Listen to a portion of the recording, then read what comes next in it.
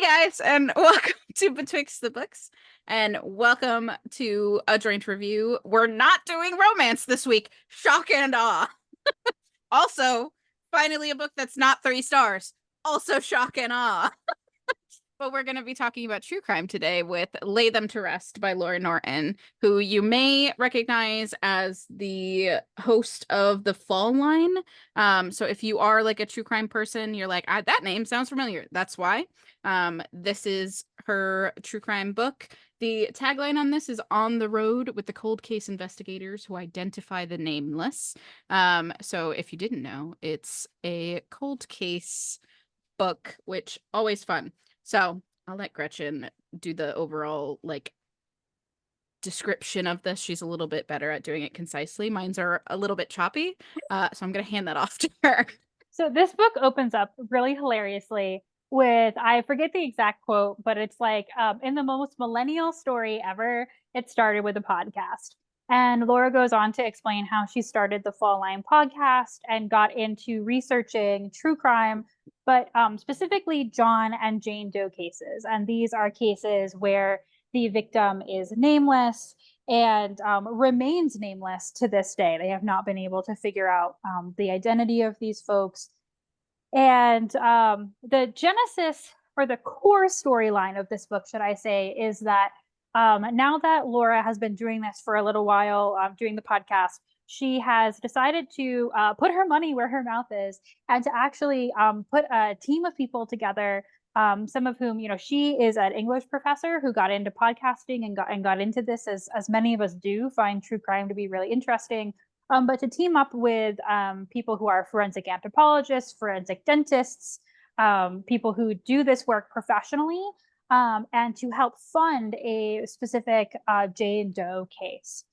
And so the kernel of story that kind of moves us through the book is them identifying this case, discussing this case, visiting the place the body was found, talking to various experts, getting things reanalyzed, and eventually moving forward to find out who this person is. I say the core of this book because this book also takes its time with very specific explanations of the larger politics and like the larger field of doing these types of John and Jane Doe cases, the science behind them, the red tape around them. And you get bits and pieces of other stories as that comes and goes. So we're going to talk a little bit more about that, but really interesting. And I think I should mention, just because I mentioned the podcast multiple times, Michaela and I have actually never listened to the Fall Line. We picked this up because we were both interested in true crime, and Michaela saw the cover at her Barnes and Noble job, and we went, oh my goodness. So yeah, it's a gorgeous cover. But yeah, that's how we found this book. I honestly thought that it was like fictional because that cover, like true crime covers don't usually get something quite as like beautiful. Like this is like a drawn like illustrated cover. Usually it's like, here's a photo of either a killer or a crime scene, whatever else goes on. But this one's a bit more artistic, and I think that that's awesome. And I feel like that might draw more people to it in general, but like I feel like some true crime books need their cover styles updated because maybe it's fine. It works for the genre, but something like this is going to pull in somebody who's maybe not necessarily a true crime person necessarily. Like maybe it gets them to pick it up and gets them into the genre. Who knows? We always start with our spoiler-free overall reviews, or we should if we forget them sometimes, but we should start with our overall spoiler-free reviews. We wanted to give a little bit of a thing of like, we've spent an hour before filming this talking about how good this book was, and our reviews tend to be on the long side anyway, so we're going to try and not gush too much about it. But like, that's a lot of discussion around one book. We don't normally talk that long before we film a video, and I'm sure there's things that we're not going to mention in this video that are like great and that we really appreciate. So for me, this was 5 stars. This is up here in true crime books of like my favorite ones. We both really loved I'll Be Gone in the Dark when we read it together a couple years ago. And we're definitely like putting this like up there as like some of the best true crime writing that we have read. I will give the like caveat that like that tagline where it's about on the road with the people who solve these crimes, it is very much about the people who do this. Obviously there's a crime that is the through line, like this is what we're learning about and trying to solve, but it very much is about each of these people who contribute to the solving of this crime. And there will be other crimes that are brought up throughout the book, like this as an example of how this has worked to solve crimes in the past. So there's a lot of things that are in here, not just the one story about Ida Jane Doe, which is the Jane Doe that they're working on through the course of the book. And it is also definitely more so about them than it is about necessarily just the one crime. Like you're not going to get to the end of this book and know like what happened. You just don't. So maybe take that going into it, that this is more a book about the science and a book about how these crimes are solved than it is like just a story about this one crime. Does that make sense? Like a lot of true crime books come into this going, we're going to talk about this one crime and every single aspect of it, from like the killer's origin story and like the person's origin story, the victims, like, and bring this all together. You don't get that here. There's some stuff that we'll talk about later, but it's still great in my opinion, and I would recommend it both for people who don't necessarily read a lot of true crime but are maybe a little bit interested in it, and for people who like really like true crime. Although we'll talk a minute about like maybe why that might not be the best thing. I do just to caveat to what Michaela just said too. You're not going to know every aspect about the crime, but you do know you do find out who the Jane Doe is. Yes. And just so like you're like, oh, I'm not going to even find out. Like you do in the end. That is a spoiler. We will talk a little bit about how that is handled because that's really important. I both watch a lot of true crime and I also read a lot of true crime, and we will discuss this. It was really Michaela that started to get me into it, and started off really strong with Michelle McNamara's I'll Be Gone in the Dark. That book and the was incredible. We've done our review of that, and I also did a book to documentary review of the documentary because I believe that the documentary that HBO produced is also an outstanding piece of true crime media. And so I have also read two true crime books recently that I was like, why are they like this? I will talk more about this, but just understand that I came into this just being like, meh. And it was just blown away. I think, like Michaela said, it's you have to be really interested in understanding the science and the process, and not just be like hoping the Scooby Doo mystery van will like zoom 70 miles an hour to an answer. You have to really be interested in learning, and I think even as someone who watches all this true crime, the way that this is written is just, and I don't mean like writing style necessarily, or I do mean that, but just the way that it handles the true crime nature of the case, and like the care that the people who do this work have, the care that we should have for victims. And also in the explanation of all of this science, like when you might think that other books it might start getting a little long, she is really, really good at telling you why this information matters and why you should care. And like, I don't really want to read about police funding in my book, right? But like, she goes on this explanation to explain things like that to you, and you're like, oh, this really is important, and it's an important part of this case, and it's an important part of our society and how these things do and don't function. So yeah, I highly recommend this book, and it's definitely a really strong, if not the strongest entry into the genre that I've read in quite some time. All right. I kind of mentioned it here, but Gretchen brought up that she was looking at some of the Goodreads reviews because this one doesn't even have a 4-star rating on Goodreads, which really surprises both of us. Like we would have expected the star rating on that to be higher. But a lot of people felt like it wasn't quote unquote new information. Like they were reading chapters about stuff that they already understood. And I'm going to talk about this from the perspective of someone who studied anthropology in school. one of the larger sections in here is about forensic anthropology, which is obviously studying human remains, but specifically hard tissue, the skeleton that is left over, because at the point that they're looking at Ida Jane Doe, she is more or less just a skull. Because of like decomp, it's several years. They preserve that evidence. They keep the skulls. And they never found her body. And they never found the rest of her body. She was just found as a decapitated head, which is unfortunate, but now all we have is the skull. So there was a lot of information being given about like how we get information from the skeleton. And again, all of this is information that I knew going into this book because I studied it in college. I took forensic anth classes. I took bioanth classes. I know that information. Like I know how, in theory, to sex a skeleton to figure out whether it may or may not have been someone who was assigned male or female at birth, right? But then also bringing up like things like the ethnicity, like how do you tell from just a skeleton, like whether this belonged to a white person or a black person, because that's information that a forensic anthropologist will write down, that it most likely was this person was this tall, this age, this sex, this ethnicity. Those are the things that the police officers need so that they can help identify a body.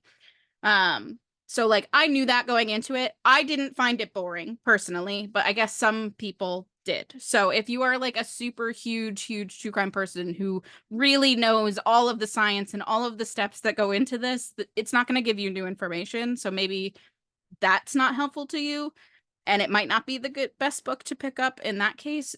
But as someone who, at least for a good portion of this, did have that information already, I still enjoyed it.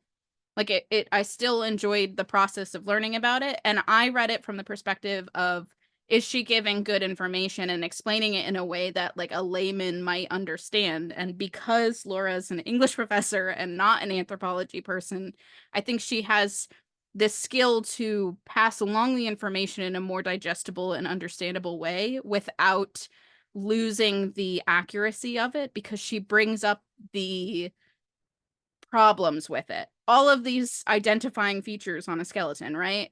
We can't say for certain they're all on a spectrum. It's always just like, most likely this was XYZ, for any number of reasons why that is. And she brings up like multiple things that could stop this from being correct.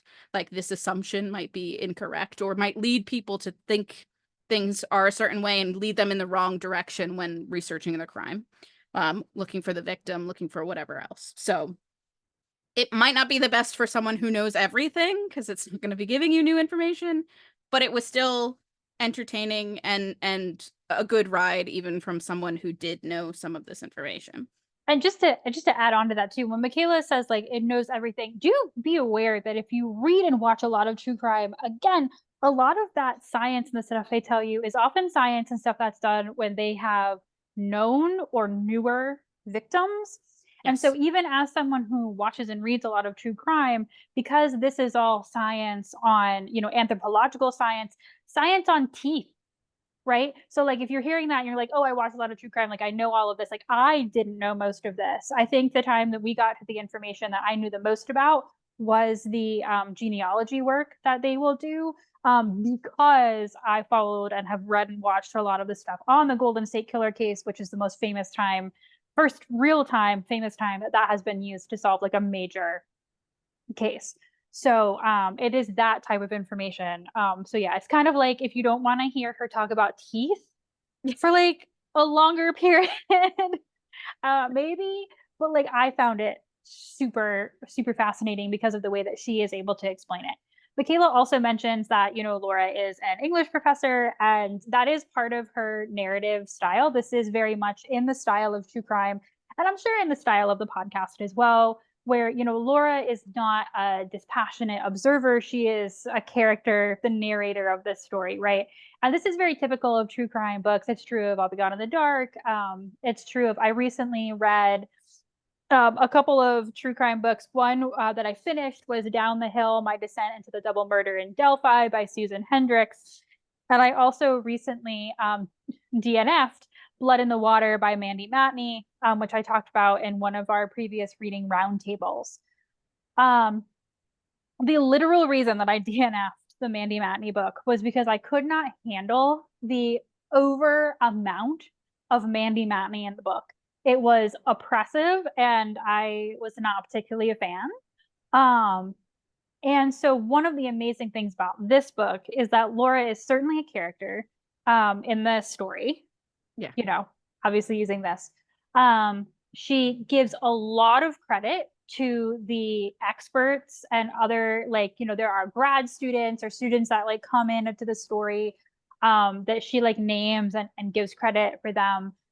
She admits what she doesn't know, and that helps her to convey that information to us because it's not like she is like giving us a lecture, right? Like she's informing us as she herself is informed, or she's like relating it to us as she learned it. So maybe there's some stuff that she knows and some stuff that she doesn't. Um, and she is so careful to be empathetic and caring and conscious. I don't mean like conscious, but like, you know, conscious of, you know, Ina Jane Doe as a person, and to talk about how important ethical true crime is to her without being the center of the story. And that's really hard to do. Having read, I mean, I've just named like, that's a list of 4 that I am naming here. I've read and watched others, but um, there were times when it felt almost natural, even though she was writing in the first person, that she was very much in the background of whatever was happening, even though she was saying, and then I got out my recorder and then I did this, but like, and it was so nice. Like it was like this perfect marriage of like, I'm here, but I'm not stealing the spotlight, but I'm a person that you want to get to know and are interested in their feelings on things like ethical true crime, but like I'm not the center of the story. And I was like, I don't know how you pulled that off. That was great. I loved it. The way that I described that to other people when I was talking about this was that even though this case probably wouldn't have been solved without Laura's involvement, because she's the one that funded the vast majority of everything that's going on here, it wasn't like, and I solved the case.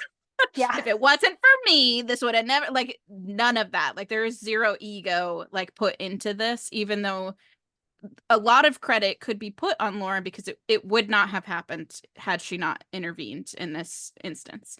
So like keep that in mind, that like we appreciate a person who's like, and all the credit goes to these really hardworking and smart individuals who put in all of their expertise and knowledge, and I was just really greasing the wheels for them. Yeah.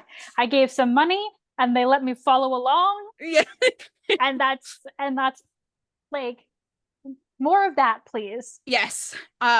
In the same way that the thing that I appreciated maybe the most about this was that so much of the vast majority of true crime books and documentaries are focused on high profile killers, high profile killings, either because they're like so over the top egregious or just they captured the nation's attention. This is literally focused on one or many unknown people whose cases have gone cold because we don't know who they are. We don't know what happened to them. And they don't have the public support necessarily in order to push resources towards those cases. If you don't have people batting for you, then you kind of get lost in the wayside. One of the reasons why so many of these books are coming out with these like armchair detectives, like you get a Michelle McNamara, you get a Laurah Norton, who just, they have their own time and resources to put into doing work that a police department just can't necessarily fund because they have ongoing cases every single day. These old cases, nobody else is getting harmed, quote unquote, so like they kind of fall in the background, like we're going to focus on something that's like actively in front of us type thing. And it was really nice to read a book that put so much emphasis on underrepresented groups essentially, and there were multiple chapters where even within that she talked about even more significantly underrepresented or perhaps misrepresented groups like MMIW, missing and murdered Indigenous women and children. She also talked about specifically trans issues when it comes to talking about the dead, because as a lot of people who are in the LGBTQ plus community might know, one of the biggest arguments that TERFs give is like, when you're dead and they're looking at your skeleton, they'll know that you were really X gender when you're not the gender that you want to be, or should be represented as. And then that muddies waters, because if you're sexing a skeleton as male, but they were living their life as female, and you're putting out this image of a man, the people who knew that person aren't going to recognize the person that they see in that photo. So you get all of these underrepresented groups having a bit more of a voice being spoken up for in this book. And I really appreciate someone taking the time to do that. Just to add on to that too, there's like I don't want to say a side story, but again, like one of those, like I said, this is a plot that kind of does this. So it's not really a side story. It's part of the thing that helps to get you where you want to go. But one of the things that they really talk about is they stop by a university that has kind of discovered a skeleton in the attic, basically, and talking about how like we might think of Jane and John Doe's as like victims of crimes or people who have been found like on the side of the road and no one knows who they are, blah blah blah. But there are also John and Jane Doe cases that are because universities, medical institutions have museums, library archives have bones, usually from Indigenous or people of color, that were like they're not supposed to have. And that is also some of the work that these forensic anthropologists, dentists, people who do the art that turns, skulls into faces. Those are also cases that they're working on. And one of those cases does come up in one of the turns of the plot, I guess you could say. And there's also just that discussion as well, which was just, I think, really wonderful. And I think the overall, I don't really know if there's a way to like spoil this book necessarily, other than the fact of like telling you exactly who Ina Jane Doe turns out to be, which we are not going to do. But I think, like we said, you would assume that this book is on the journey to find out who Ina Jane Doe really is.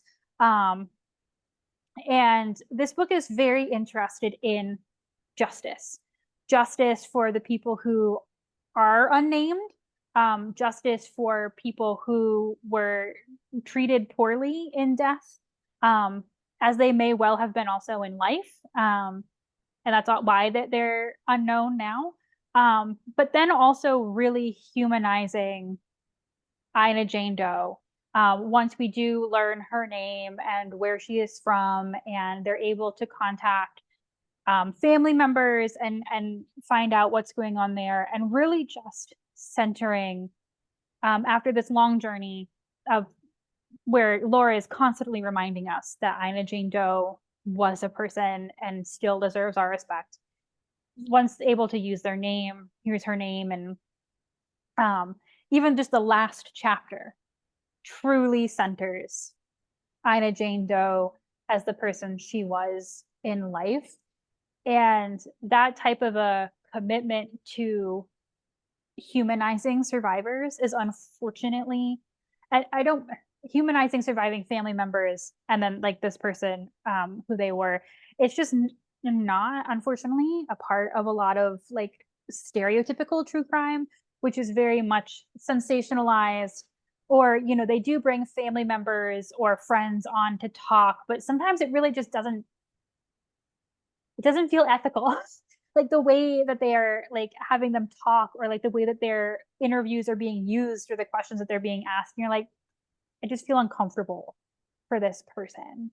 And that's so sad, because these are people who have suffered just the greatest trauma and loss.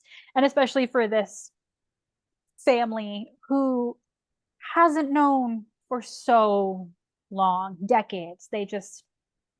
They haven't known what happened. And so it's a hallmark of the end of the book, but it's also just a hallmark of the book in general. Just focusing on justice and ethics and care, I think, which just really makes it a great book. the last thing that we just wanted to mention, you saw that I have a physical copy. Gretchen listened to the book on audio. I did also listen to it partially on audio. I did back and forth, and sometimes I did both at the same time. In our opinion, if you thought that our review was good and you're interested in the book and you want to go pick it up, we would recommend having a physical copy for a couple of reasons. The first one being that the physical copy does have some like pictures, art, diagrams, things that like is helpful in just seeing what they're talking about. It might help you in your comprehension and understanding of certain things. If you don't have any sort of experience with them, I'm not sure that all of those like explanations may hit without the visual representation there. Gretchen also expressed that sometimes because of the nature of this story and how other plots are coming in and other cases are being talked about, you can kind of lose your place in the audiobook. And it takes a little bit to be like, oh yeah, no, okay, we're just talking about this different case. This isn't the Ida Jane Doe case. So physically it might be better. An ebook version might work, but like we do recommend having a physical copy rather than just listening to the audio on its own. You might be fine. There was nothing wrong with the narration. Like the audiobook was fine, but we just like personally feel like it might be better to read it or read it while listening, perhaps.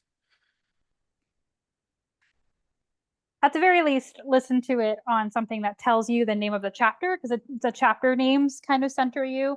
I started listening to this through Spotify's audiobook, and that was just like track 1, track 2, and I was like, I don't know what's happening here. And so it wasn't until I could get the loan through Libby that my hold came through, that I was like, oh, thank God I have now. It's not something that I think detracts from the book at all. It's just like, if you have the option, it's what we suggest. Yeah. So before we continue to go on and on and on about this book, we're just going to say, like, whatever way it is that you want to listen to it or read it, we do highly recommend it. And again, we had no stake in this game, right? We are not fans of the Fall line. We had never heard of it before reading this book. We just fell in love with the cover and decided to read this together based on a mutual interest in true crime, both as a topic, but also as a genre and some of the weird ways that people sometimes go about it.